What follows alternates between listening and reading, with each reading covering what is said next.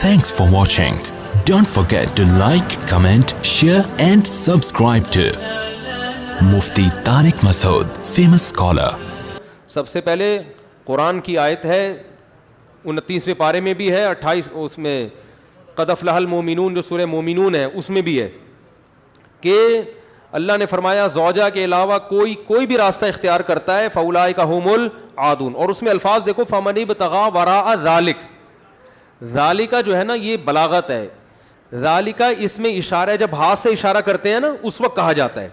گویا اللہ تعالیٰ آپ کو آپ کی زوجہ کی طرف اشارہ کر کے کہہ رہا ہے کہ یہ جو بیوی ہے نا, بیوی کے یہ والا آپشن, اس کے علاوہ آپ کے پاس کوئی دوسرا آپشن نہیں ہے. اشارہ کر دیا. اس میں اور بلاغت ہے کہ یہ اسی میں بند ہے, آپ کے پاس اپنی خواہش پوری کرنے کے باقی تمام دروازے بند. وراء ذلک اللہ نے فرمایا یہ جو راستہ میں بیان کر رہا ہوں یہ اشارہ کر دیا الا علی ازواجہم او ما ملکت ایمانہم. تو بہت زیادہ غلو ہے اس آیت میں, مبالغہ ہے یہ بتانے کے لیے کہ تمام راستے اس کے علاوہ بند ہیں. دوسرا قرآن میں سورہ نور کی جو آیتیں ہیں وَلْيَسْتَعْفِفِ الَّذِينَ لَا يَجِدُونَ نِكَاحًا, جو نکاح نہیں پاتے, موجود نہیں پاتے نکاح, انہیں چاہیے کہ پاک دامنی کے ساتھ رہیں. وہ یہاں بھی ہے. اور نکاح موجود نہ پانے کا مطلب کیا ہے کہ آپ کی مالی حیثیت ایسی ہے کہ اس کے حساب سے آپ کو کوئی رشتہ دینے کے لیے تیار نہیں ہے. تیسری آیت 5ویں پارے کی ابتدائی آیتیں ہیں, اس میں اللہ نے فرمایا کہ جو آزاد عورت سے نکاح کی طاقت نہیں رکھتا وہ کسی کی باندی سے نکاح کر لے. تو اب باندیاں تو نہیں ہیں, مطلب قرآن کا حاصل یہ ہے کہ اپنا معیار نکاح میں گرا دے, نقصان کرے اپنا, کوئی بات نہیں ہے, لیکن پھر بھی دوسرے راستے ان کو اختیار نہیں کر سکتا. تو اس لیے اگر آپ کے پاس پیسے نہیں ہیں, کوئی نکاح کے لیے تیار نہیں ہے, اپنا معیار آپ گرائیں. آپ کو دوسرے راستوں ہینڈ پریکٹس اور اس جیسے بے حیائی کی آپ کو اجازت, نہ زنا کی طرف نہ کسی اور راستے کی طرف جانے کی اجازت ہے. یہ تیسری دلیل ہو گئی کہ نکاح کا معیار آپ کو گرانا پڑے گا اپنا. اور رہا یہ مسئلہ کہ یہ کیسے ہو سکتا ہے, میرا تو اسٹینڈرڈ ہے, تو بھائی دنیا کو مسافر خانہ سمجھو, تو اسٹینڈرڈ گیا تیل لینے, ٹھیک ہے نا, اچھے سے اچھے کی تلاش کریں لیکن برائی سے تو اچھا ہے نا. حضرت عبداللہ بن عباس رضی اللہ عنہ سے روایت ہے کہ ایک شخص آیا, اس نے کہا کہ میں ہاتھ سے اپنے آپ خواہش پوری کرتا ہوں, ایک روایت ہے. تو حضرت عبداللہ بن عباس نے نفرت سے منہ پھیر لیا اور فرمایا کہ تو باندھی رکھ لیتا یہ تیرے لیے زیادہ بہتر. تو یہ تیسری دلیل ہو گئی. چوتھی دلیل صحیح حدیث ہے حضرت عثمان بن مظعون رضی اللہ تعالی عنہ کی. وہ فرماتے ہیں ہم سفر میں ہوتے تھے, بیوی سے دوری ہم پہ بہت شاق گزرتی تھی, ظاہر زنا میں پڑنے کا خطرہ تھا. تو ہم نے نبی سے اجازت لی کہ ہم اپنے آپ کو خسی کر دیں, اپنی جو خواہش ہے وہ کیا کر دیں, ختم. کوئی ایسی دوا کھائیں, کچھ بھی کر لیں, آج کل آپریشن بھی ہوتا ہے. تو لو اجازنا لاختصینا, حدیث کے الفاظ ہیں, اتنی ٹینشن میں تھے ہم کہ اگر نبی ہمیں اجازت دیتے تو ہم اپنے آپ کو خسی کر لیتے, لیکن نبی نے اس کی پرمیشن نہیں دی. اب دیکھو صحابی رسول اتنی شدید ٹینشن میں بھی اس کا حل یہ نہیں تلاش کر رہے کہ ہاتھ سے اپنے آپ کو مطمئن کر لیں, اتنی شدید ٹینشن میں بھی. اگر اس کی اسلام میں ذرہ برابر بھی گنجائش ہوتی تو ذرا سا تو اشارہ ملتا نا, صحابہ کر لیتے یا ان کو اشارہ دے دیا جاتا کہ بھائی اپنے آپ کو خسی کرنے کے پر آ گئے ہو, اپنی اللہ کی تخلیق کو تبدیل کر رہے ہو, تو اس سے بہتر ہے کہ تم اپنی تسکین کر لو اس طریقے سے. اس کی پرمیشن کا کہیں تذکرہ نہیں ملتا. اس کا مطلب ہے کہ اس نبی نے وہاں کیا فرمایا صحابی کو, نہانا عن التبتل, نبی نے فرمایا نکاح سے دور بھاگنے سے منع کیا. تو فرمایا نا نا نا نا نا تزوج الودود الولود, فرمایا یہ اللہ نے خواہش اس لیے رکھی ہے کہ تم نکاح کی طرف کیا ہو جاؤ, مجبور ہو جاؤ. یہ کتنے دلائل ہو گئے, بولو نا بھائی, 4 دلائل ہو گئے. اور بھی بہت کچھ ہے اس پہ بولنے کے لیے, میں مختصر بات سمیٹ رہا ہوں. اصل میں لوگ جو یہ کہتے ہیں نا کہ یار ہم مجبور ہیں تو کیا کریں ہم, یہ تو خواہش اتنی جب مسلط ہو جاتی ہے ہمارے اوپر, یہ تو اس سے جسم کو بھی نقصان ہوتا ہے, مینٹلی بھی آدمی ڈسٹرب ہوتا ہے. تو یاد رکھو یہ اللہ نے آپ پر اتنی زبردست خواہش اس لیے مسلط کی ہے تاکہ آپ نہ چاہتے ہوئے بھی شادی پر مجبور ہو جائیں, اور شادی میں فطرت آپ کے دلائل ماننے کے لیے تیار نہیں ہے. یہ جو آتے ہیں میرے پاس پیسے نہیں ہے تو ایکچولی ابھی ایجوکیشن, ایکچولی ابھی یہ, فطرت اس چیز سے متاثر نہیں ہے. فطرت کہتی ہے آپ کے دلائل کیا ہیں, غلط ہیں. اگر یہ اللہ مسلط نہ کرتے نا مردوں پہ یہ شہوت, تو میرا خیال ہے کوئی 70 سال میں جا کے بھی لوگ شادی نہ کرتے. تو قدرت کا ایک نظام ہے, قدرت ایک سسٹم کے تحت لوگوں کو چلانا چاہتی ہے. اس کا فائدہ یہ ہوگا کہ آپ نہ چاہتے ہوئے کم خاندان کی لڑکیوں سے شادی پر مجبور ہوگے ان کو گھر ملے گا. اگر مجزنی کی اجازت دے دی جائے, مجھے تھوڑی لینگویج صاف استعمال کرنی پڑ رہی ہے, بہت معذرت, مجبوری ہے, اگر اس کی اجازت دے دی جائے تو لوگ نکاح میں کیا کریں گے؟ تاخیر. نقصان کس کا ہوگا؟ لڑکیوں کا. لڑکیاں بھی پھر ہینڈ پریکٹس کریں گی, جو کہ کر رہی ہیں, وہ بھی مجبور ہوں گی. تو اسلام نے آپ پر, اللہ نے آپ کے اوپر یہ شہوت اسی لیے مسلط کی ہے کہ یہ آپ کا یہ آپشنل نہیں رہے نکاح, بلکہ آپ کی باڈی کی ریکوائرمنٹ بن جائے کہ بھئی یہ تو کرنا ہی کرنا ہے. اور اس کا فائدہ کس کو ہوگا؟ عورت کو. بات آ رہی ہے سمجھ میں؟ اس کا گھر بسے گا. تو اگر اس کی اجازت دے دی جائے, بھئی ایجوکیشن کا ہے بھی تو, تعلیم ہے بھی تو, ایکچولی تو نتیجہ لڑکیوں کا کیا ہوگا؟ بیڑا غرق ہوگا, جو کہ ہو رہا ہے. آپ کہہ سکتے ہیں وہ بھی تعلیم حاصل کریں, ہم بھی حاصل کریں, تو بات یہ کتنی تعلیم حاصل کر لیں گی؟ اور اگر کر بھی لیں گی تو فطرت کا کوئی آلٹرنیٹ نہیں ہوتا, نیچر کا متبادل نہیں ہے. جو چیز آپ کی باڈی کی ریکوائرمنٹ ہے اس کو بہرحال پورا کرنا ہے. دیکھو اگر آپ کے پاس ایجوکیشن کی وجہ سے کھانے کا ٹائم نہیں ہے, آپ مصروف ہیں جس کی وجہ سے کھانے کا ٹائم نہیں ہے, تو کیا پیٹ آپ کو بھوک لگانا چھوڑ دے گا؟ ہے بھائی؟ یا کوئی ڈاکٹر یہ فتویٰ دے دے گا کہ چونکہ آپ کے پاس کھانے کا ٹائم نہیں ہے لہذا آپ اگر نہیں بھی کھائیں گے تو صحت کو نقصان نہیں ہوگا؟ کوئی بھی سمجھدار ڈاکٹر ہوگا وہ کہے گا بھائی آپ کے پاس ٹائم ہو یا نہ ہو آپ کے باپ کو بھی کھانا پڑے گا, کھانا پڑے گا آپ کو, ورنہ باڈی کا نقصان ہوگا. تو یاد رکھو, جس طرح روٹی ضروری ہے مرد کے لیے اسی طرح عورت, اور عورت کے لیے اسی طرح مرد ضروری, باڈی کی ریکوائرمنٹ ہے.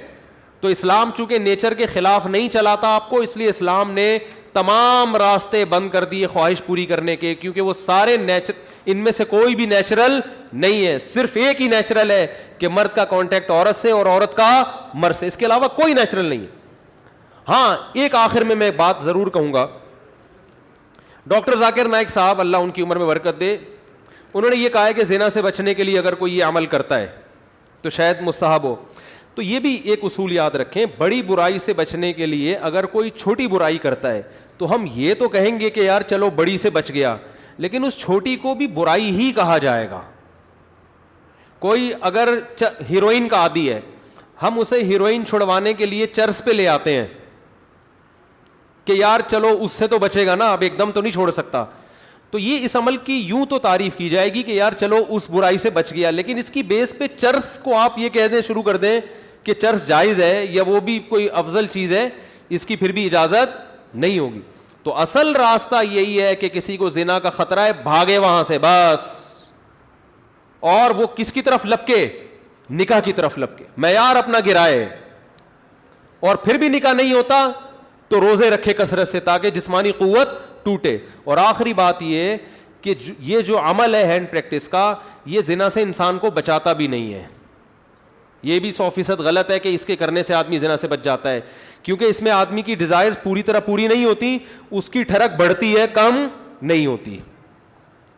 اگر کوئی زنا یہ کام کر بھی لے نا پھر بھی زنا کی طرف لپکے, بلکہ اور زیادہ لپکے گا, کیونکہ یہ خواہش نفس ایسی چیز ہے کہ یہ پوری کرنے سے بڑھتی ہے. آپ کے جو دل کی خواہش ہے نا, نفس کی خواہش, یہ پورا کرنے سے کم نہیں ہوتی بلکہ بڑھتی ہے. جو اپنے آپ کو روکتے ہیں تو ان میں تو کنٹرول میں رہتی ہے, جو نہیں روکتے ان کے کنٹرول سے باہر ہوتی ہے. یہ تو یہ حل بھی نہیں ہے, یعنی میڈیکلی بھی یہ حل نہیں ہے زنا سے بچنے کا کہ یہ کام کرو. جو جتنے بڑے بڑے زانی ہیں پہلے انہوں نے یہ کام کیا ہے, اس کے بعد جا کے زنا کی طرف گئے ہیں, اور جنہوں نے اپنے آپ کو اس عمل سے بچا لیا وہ زنا سے بھی بچے رہتے ہیں. تو زنا سے بچنے کا جو قرآن میں اور احادیث میں ہمیں طریقہ ملتا ہے, جیسے یوسف علیہ السلام تھے, ان کو عورت نے دعوت دی زنا کی, وہ بھاگے ہیں, بس نکلنے کی کوشش کی انہوں نے وہاں سے. تو اصل حل اس کا یہ ہے. اور آخری بات یہ کہ یہ میں مانتا ہوں بہت سارے نوجوانوں کے حالات سامنے آئے ہیں جو اس لت, اچھا یہ بھی ایک فالٹ ہے اس میں کہ یہ عمل ایک دفعہ ہوتا نہیں ہے. آپ جو نوجوانوں کی ہسٹری جمع کریں نا, تو ایسا نہیں ہوتا کہ جس نے ایک دفعہ کیا تو بس زندگی میں ایک ہی دفعہ کیا کہ یار بہت زیادہ مجبور ہو گیا تھا تو یہ عمل کر لیا. نا نا نا نا, جس نے ایک دفعہ کیا وہ دن میں 10 دفعہ بھی کرتا ہے پھر یہ عمل. اس کو ایسی حس اس کی بڑھ جاتی ہے اور ٹھڑک بڑھ جاتی ہے کہ پھر یہ معاملہ اس کے کنٹرول سے باہر نکل جائے. وہ 100 بار توبہ کرے گا, 100 بار توبہ توڑے گا وہ. تو یہ پریکٹیکلی بھی ممکن نہیں ہے کہ کوئی اپنے آپ کو بچانے کے لیے ایک دفعہ یہ عمل کر لیا تو اب سکون میں آ گیا. نا نا نا نا, میرے پاس جو نوجوان آتے ہیں ان کی ہسٹری میں آپ کو بتاؤں, وہ کیا کچھ ایک صاحب کی 2 بیوی, اچھا ہاں یہ بھی بتا دوں, جب یہ لت زیادہ پڑتی ہے تو پھر یہ بیماری شادی کے بعد بھی نہیں چھوٹتی, یہ بھی ذہن میں رکھیں. ایک صاحب, میں نے جو زندگی میں سب سے پہلا فتویٰ لکھا ہے نا وہ کیا تھا, آپ حیران ہوں گے. یہ 1999 میں سوال آیا, ایک آدمی کی 2 بیویاں, اسے نکاح سے پہلے اس کی عادت پڑ گئی, یہی سوچ کے کہ یار ابھی اپنے آپ کو ٹھنڈا کر لیتا ہوں, تسکین کر لیتا ہوں, برائی سے بچ جاؤں گا, یہ ہو جائے گا وہ ہو جائے گا. شیطان نے الٹے سیدھے اس کو جو ہے نا دلائل دیے, اور کہتا ہے مجھے یہ برائی جب ہو گیا تو چسکا لگ گیا. پھر کہہ رہے پھر جب میں نے نکاح کیا ہے نا, ایک شادی کی ہے تو میری یہ عادت نہیں چھوٹی, دوسری 2 بیویاں اس کی, کہہ رہے پھر بھی نہیں چھوٹی. تو کہہ رہے میں اتنا غصے میں آ جاتا تھا کہ یار میری بیویاں بھی ہیں پھر بھی مجھے ان کو تسکین اس میں ہوتی ہے. پھر بالکل ایسے ہے جیسے لوط علیہ السلام کی قوم کو جب لڑکوں کی عادت پڑ گئی تو اب ان کو عورت سے تسکین بولتے کیوں نہیں ہو رہی. تو یہ ہینڈ پریکٹس کا ایک یہ بھی بڑا نقصان ہے کہ جب اس کی لت پڑ جاتی ہے تو شادی کے بعد بھی یہ عادت نہیں چھوٹتی. تو وہ کہہ رہا ہے میری 2 بیویاں تھیں, 1999 کی بات کر رہا ہوں میں, اس نے سوال بھیجا. تو کہہ رہا ہے کہ میں اتنا مجبور ہو گیا کہ ایک دن میں نے قسم اٹھائی کہ آئندہ میں نے اپنے ہاتھ سے اپنے آپ کو فارغ کیا تو میری دونوں بیویوں کو 3 طلاقیں. کہہ رہے میں نے یہ سوچا کہ شاید اس عمل سے میں اپنے آپ کو روک لوں گا, پھر بھی نہیں رکا, اور پھر بھی یہ عمل کیا, اور ہم نے اس کو فتویٰ دیا کہ آپ کی دونوں بیویاں آپ پر ہمیشہ کے لیے حرام ہو گئی ہیں. تو اب آپ بتاؤ اس پہ کیا گزر رہی ہوگی. تو ہم نے لوگوں کے یہ حالات دیکھے ہیں, تو اس لیے اس قسم کے کلپ سے متاثر ہو کر کوئی بھی شخص ایسی حماقت کرنے کی کوشش بولو بھائی نہ کرے. اور میرا مقصد آپ کو کسی کو مایوس کرنا نہیں ہے. اگر کوئی نوجوان اس بیماری میں مبتلا ہو گیا ہے تو حدیث میں آتا ہے ما انزل اللہ من داء الا انزل له شفاء, ہر بیماری کا اللہ نے شفا پیدا کی ہے. تو مایوس نہ ہو. سب سے پہلے تو وہ نکاح کرے تاکہ معاملہ آگے بڑھے نہیں, کیونکہ اگر نہیں کرے گا نا یہ پھر یہاں تک رکے گا نہیں معاملہ. کیونکہ یہ لڑکے پھر جب یہ کام کرتے ہیں پھر وہ انٹرنیٹ پر فحش فلمیں بھی دیکھتے ہیں, پھر وہ تصویروں کی طرف بھی جائے گا, بد نظری کی طرف بھی, اور پھر یہ بڑھتا رہا, پھر وہ زنا کا متلاشی ہوتا ہے کہاں مجھے موقع ملے. تو اس لیے میرے بھائی اپنے آپ کو روکنے کی کوشش کرنی چاہیے. تو اس کا پہلا اسٹیپ یہ ہے کہ سب سے پہلے آپ یہ عزم کریں کہ میں نے اپنے آپ کو اس برائی سے ہر قیمت پہ دور کرنا ہے, یہ میرا ایم ہے, میرا عزم ہے. اگر آپ ارادے میں ہی ڈھیلے ہیں تو بھائی پھر معاملہ کیا ہو جائے گا, خراب ہو جائے. تو پہلے تو کیا کرنا ہے, پکا عزم کرنا ہے. اب دوسرا علاج کے طریقے دریافت کرنے آپ نے.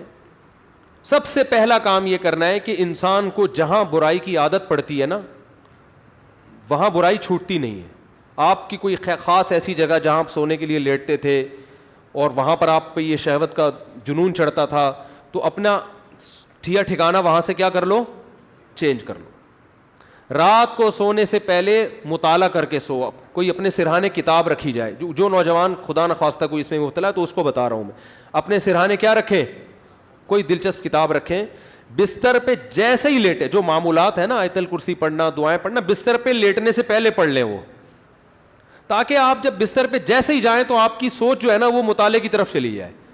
تو فوراً آپ نے کیا کرنا ہے, جیسے ہی سونے کے لیے لیٹے کتاب آپ کے پاس ہونی چاہیے.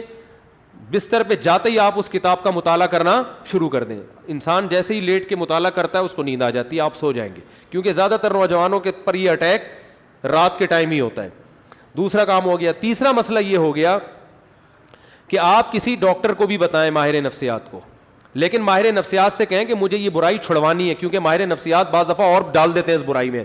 ایسے نفسیاتی ڈاکٹر بھی ہیں, وہ کہتے ہیں اس سے کوئی نہیں, ڈپریشن کا علاج ہے. اور بھائی ساری ڈپریشن کے اور بہت سارے علاج ہیں دنیا میں, وہ علاج وقتی ہے, جیسے سٹا لگانے سے نا وقتی طور پہ ٹھیک ہو جاتا ہے. تو اب یہ بیوقوفی ہے نا کہ سٹے لگا کے ڈپریشن کا علاج, اس سے ڈپریشن بڑھتی ہے, کم نہیں ہوتی. وقتی کم ہوگی, اگلے دن اس سے بڑا اٹیک ہوگا آپ کے اوپر, سارا دن پھر یہی کرتا رہے گا. ایسے ایسے لڑکے آ کے بتاتے ہیں کہ آدمی حیران ہوتا ہے, یار تمہاری ہڈیوں میں اتنا جوس کہاں سے آیا, تم مر کے ختم ہو جاؤ گے اللہ کے بندو. تو وہ یہی کرتے رہتے ہیں ڈپریشن. تو ماہر نفسیات بھی الو سب کچھ سب کو نہیں پتا ہوتا. تو ماہر نفسیات سے بولیں کہ مجھے یہ برائی چھڑوانی ہے ایسی کی تیسی, آپ کے باقی افلاطونیاں بقراتیاں اپنے پاس رکھو, آپ یہ برائی مجھے کیا کرنی ہے, تو نفسیاتی بھی ٹوٹکے ہوتے ہیں, کچھ طریقے ہوتے ہیں. کوئی ماہر ڈاکٹر ہوگا انشاءاللہ آپ کو ایسے طریقے بتائے گا, ایسے ٹوٹکے بتائے گا, ایسی تدبیریں بتائے گا کہ آہستہ آہستہ یہ برائی آپ سے انشاءاللہ چھوٹ جائے گی. اور ایک اور کام, دعا بھی مانگنی ہے, کسی شیخ سے اصلاحی تعلق بھی قائم کرو, ان کو بھی بتاؤ اپنی بیماری. اور ایک اہم ترین بات یہ کہ اپنے آپ کو ایسے نہ چھوڑو, جب بھی یہ گناہ آپ سے ہو آپ نے اپنے اوپر کوئی سزا متعین کرنی ہے. 2 روزے, 3 روزے, یا 1 روزہ, یا 1 ہفتے کا روزہ, یہ سزا دینی ہے اپنے آپ کو. وہ ہر آدمی کا کے حساب سے مختلف ہوتی ہے. صدقہ بھی کرنا ہے, تاکہ اس کا فائدہ یہ ہوگا کہ دیکھو یہ ایک دم نہیں چھوٹتا گناہ, یہ آہستہ آہستہ ہی چھوٹے گا. اس لیے مایوس نہیں ہونا کہ اتنے سارے ٹوٹکے اختیار کیے پھر گناہ ہو گیا, تو پھر ان شیطان مایوس کرتا ہے, بھائی تیرے بس کا کام نہیں ہے. کوئی بات نہیں یار, ٹھنی اس سے ہے دشمنی عمر بھر کی, کبھی وہ دبا لے کبھی تو دبا لے. شیطان کو حضرت مظلوم نے فرمایا کہ کبھی شیطان تجھے پٹک دے گا نیچے, کبھی کبھار تو بھی تو شیطان کو پٹکے گا نا, تو پھٹا چلتا رہے گا قیامت تک, کوئی مسئلہ نہیں ہے. تو کیا کرنا ہے, جب بھی یہ گناہ ہو جائے 2 رکعت پڑھ کے توبہ کرنی ہے, اللہ سے معافی مانگنا ہے, اور اپنے آپ کو کوئی سزا دینی ہے صدقہ کے ذریعے یا روزے کے. سب سے بہتر سزا روزہ ہے, صدقے سے اتنا فائدہ نہیں ہوتا, روزے سے اس میں زیادہ فائدہ ہوتا ہے. تو روزہ رکھے, کیونکہ نفس کو خوش کیا ہے, تو اپنے نفس کو جب تکلیف دے گا بھوکا پیاسا رکھے, تو یہ اس میں نفس کو جو ہے نا, آپ کے جو دل ہے اس کی چاہتوں کو چترول لگتے ہیں ٹائٹ طریقے سے روزہ رکھنے سے. تو اپنے من کو خوش کیا نا اس نے حرام طریقے سے, تو روزہ رکھ کے اپنے من ہی کو ٹینشن دے گا یہ. تو روزہ رکھنا بہت زبردست اس کا ایک علاج ہے. تو کیا کرنا ہے, جب بھی یہ جرم ہو جائے تو روزہ رکھ کے اس کی تلافی کرنی ہے. اس کا پھر نہیں بھی چھوٹتا تو ٹینشن نہیں لینی, آپ نے اپنے قوائف پورے کر دیے. اور آخری بات یہ کہ روزانہ ایکسرسائز کا معمول بناؤ. جب آپ صبح جاگنگ کرو گے, شام کو جم جاؤ گے, تو پھر آپ دیکھو گے ڈولے شولے نکل رہے ہیں اور جناب طاقت آ رہی ہے, تو نفسیاتی طور پر انسان پھر غیر اخلاقی سرگرمیوں سے دور ہو جاتا ہے خود بخود, کہ یار میں ایک طرف اتنا اپنی باڈی کا خیال کر رہا ہوں, اسی طرف اپنی صحت کو برباد کر رہا ہوں میں, ہے بھائی. اب میری ساری انرجی جو یوٹیلائز ہو رہی ہے تو ناجائز چیزوں میں ہو رہی ہے.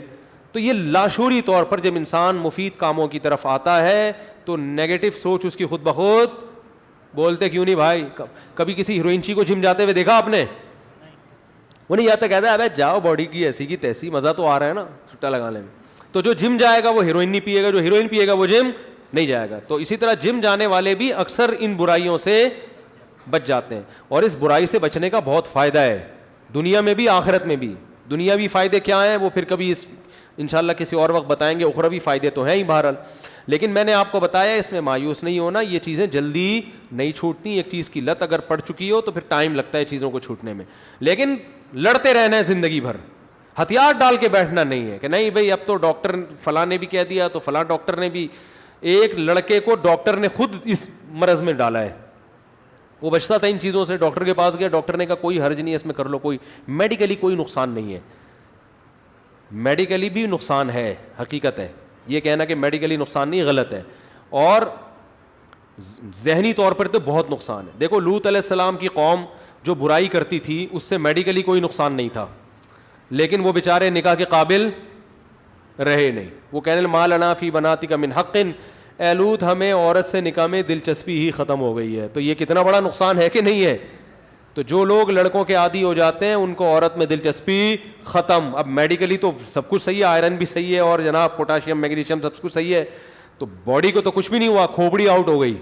تو یہ جو حرکت ہے نا ہینڈ پریکٹس, اس سے بھی انسان مینٹلی کیا ہو جاتا ہے, بہت ڈسٹرب ہوتا ہے, جس سے جو نیچرل ایک پروسیس قدرت نے رکھا ہے, خدا نے رکھا ہے, وہ بہت برے طریقے سے متاثر ہوتا ہے اس عمل سے. تو اس لیے اپنے آپ کو ان تمام ایکٹیویٹیز سے بچا کے رکھنا چاہیے. اور پاک دامنی والی زندگی وہ یہی ہے کہ جلد سے جلد, میں تو کہتا ہوں لڑکا بالغ ہو, ماں باپ کو چاہیے فوراً شادی کر دو اس کی, اس طرف اس کو آنے ہی نہ دو. اور اس کے غلط ہونے کی ایک بڑی دلیل یہ بھی ہے کہ جس نوجوان نے دوسروں سے نہ سنا ہو یا بروقت شادی ہو گئی ہو, وہ کبھی یہ کام نہیں کرتا, اس کا کبھی دماغ جائے گا ہی نہیں. یہ خود اس کی علامت ہے کہ یہ نیچرل نہیں ہے یہ. تو اللہ تعالیٰ سب کی حفاظت فرمائے.